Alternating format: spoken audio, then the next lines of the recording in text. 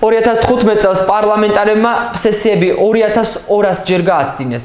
Როგორც აღმოჩნდა, საპარლამენტო უმრავლესობისთვის ორ ქალაქში მუშაობა ქმნის პრობლემებს. უმცირესობისთვის კი თბილისში ჩატარებული სხდომებია პრინციპულად მიუღებელი. დეპუტატთა საქმიანობა საერთაშორისო გამჭვირვალობა საქართველოს დააკვირდა. ნახეთ ეკატერინე მამამთავრიშვილის და რობერტ ტურღულიას სიუჟეტი. როგორ მუშაობდა პარლამენტი 2015 წელს? საკანონმდებლო ორგანოს საქმიანობა საერთაშორისო გამჭვირვალობა საქართველოს დააკვირდა. კვლევის ავტორები ამბობენ, რომ ხშირ შემთხვევაში კანონპროექტები დაჩქარებული წესით დაუსაბუთებლად მიიღება. პროცესში დაინტერესებულ პირთა ჩართულობა კი ნაკლებია. ასევე სისტემური ხასიათი აქვს კანონის ამოქმედების გადავადებასაც. ყურადღება გამახვილდა დეპუტატთა გაცდენებზეც.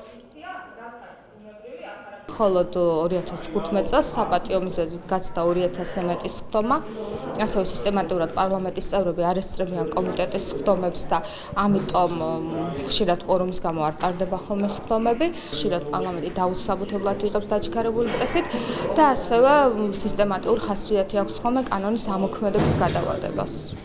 ოჯახური მდგომარეობა, მივლინება, პოლიტიკური მოსაზრება, ავადმყოფობა ეს ის საპატიო მიზეზებია, რომლის გამოც დეპუტატები ყველაზე მეტს აცდენენ.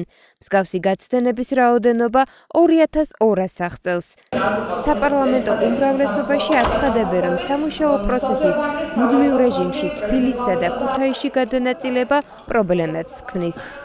პრობლემებს ქმნის ორ ადგილას მომუშავე პარლამენტი, იმიტომ რომ ეს არ არის მარტივი, როდესაც ყოველ მეორე კვირა პარლამენტი გადაადგილდება ერთი ქალაქიდან მეორე ქალაქში. ეს ბევრ პრობლემას ქმნის. თუმცა ის რომ უმცირესობა ძალიან ხშირად არასაპატიოდ აცდენ სხდომებს, ეს ჩვენს კომიტეტზეც ხშირად ხდება, როდესაც საერთოდ არ ესწრებიან თბილისში გამართულ საკომიტეტო მოსონებს და მხოლოდ მაშინ მოდიოდნენ, როდესაც მათთვის საინტერესო საკითხები ხდებოდა და პოლიტიკურად იყო ის თემები საყურადღებო. ეს არ არის მაჩვენებელი, მე ვფიქრობ, პარლამენტის წევრის პასუხისმგებლობის სისუსტეზე. ლევან თარხნიშვილი განმარტავს, რომ ბოლო პერიოდში ნაციონალური მოძრაობის მხრიდან ბოიკოტის მიზეზი კორცხელის ინციდენტია. მანამდე კი თბილისში გამართული სხდომები იყო მათთვის პრინციპულად მიუღებელი. მე რაც შემეხება არასაპატიო გაცდენები მეგონა საერთოდ არ მაქვს, საპატიო ძალიან იშვიათად, ხოლო თქვენ იცით, რომ მთლიანად ერთიანი ნაციონალური მოძრაობა კორცხელის ინციდენტის მერე და კორცხელის ასე ვთქვათ, თავდასხმის გამოუძიებლობის შემდეგ არის პოლიტიკური ბოიკოტის რეჟიმში და გასაგებია, რომ ამის შემდეგ არ მონაწილეობ არც მე და არც ჩემი კოლეგები, არც პარლამენტის პლენარულ სესიებზე, არც კომიტეტების საქმიანობაზე და მეორე ნაწილი ამ კომპონენტის, ანუ პოლიტიკური ბოიკოტის კომპონენტის არის შეხვედრები და კომიტეტის სხდომები, რომელიც იმართება თბილისში. ჩვენ მივირთმევთ, რომ ამით ირღვევა საქართველოს კონსტიტუცია და ის ჩანაწერი, რომ საქართველოს პარლამენტის ადგილმდებარეობა და მისი საქმიანობა უნდა მიმდინარეობდეს ქუთაისში. გაცდენებზე პასუხისგაცემა მოუწია დღეს ზურაბ ჯაფარიძესაც.